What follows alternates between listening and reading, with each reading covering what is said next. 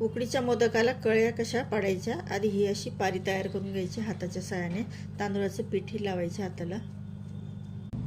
तर अशी पारी तयार झाल्यानंतर हे बघा, बोटाच्या साहाय्याने पुढे एक बोट आणि मागचे 2 बोट अशी कळी पाडून घ्यायची.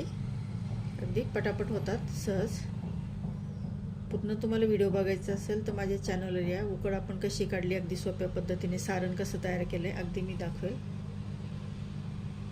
कळ्या आपल्या तयार झालेल्या आहेत, त्याच्यात आतमध्ये सारण भरून घ्यायचंय.